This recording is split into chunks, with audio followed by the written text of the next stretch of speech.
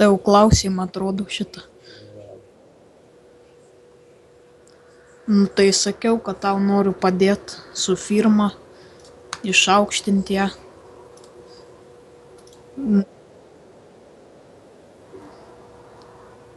Nu, savo aktyvumu ten dalysiu daug premijų, vesiu veiklas.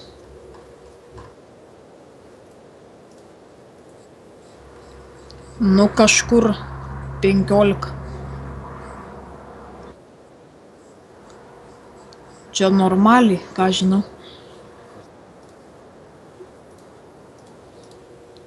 Nu, kad medikų firma gerai funkcionuotų viską.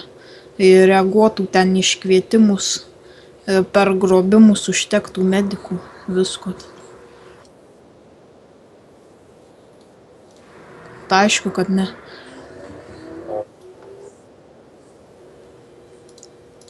Nu, tai įrodysiu, pamatysi.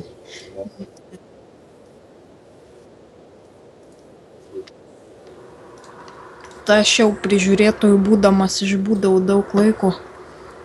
Šiaip pavaduotojas postas jau rimtas, reikia atsakingai žvelgti į tai.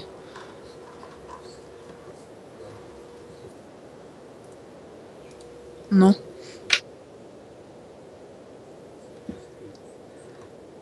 Nu.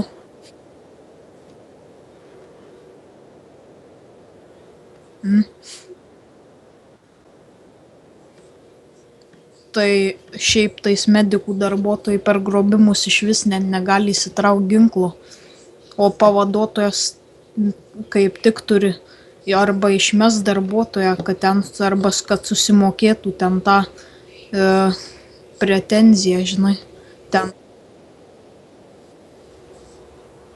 Tai pranešiau tau, kad taip nusižengė ir padaryčiau įrodymus. Nu, nes taip negalima daryti.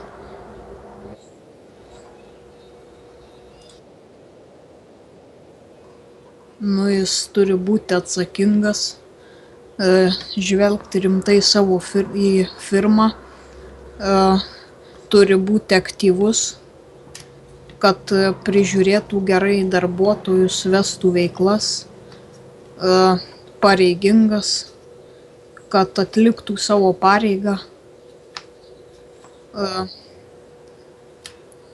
Koks čia dar? Turi neignoruoti žaidėjų, darbuotojų.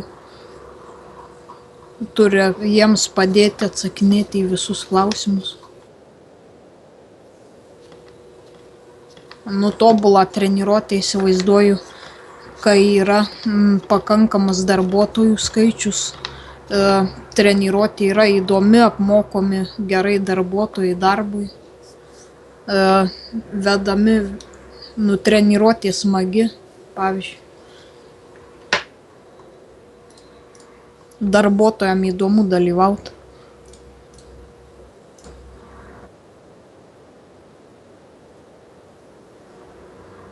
Tai aišku, kad reikalingi.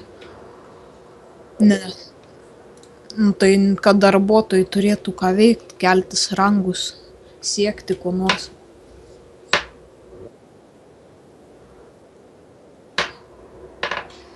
Nu jo, bet reikia, žinai, ir sugalvoti.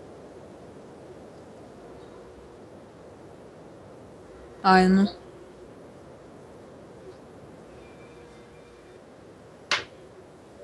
Nu jo.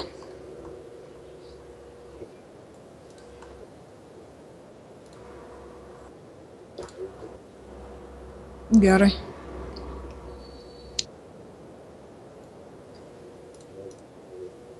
Ai, nu. Gerai, davai.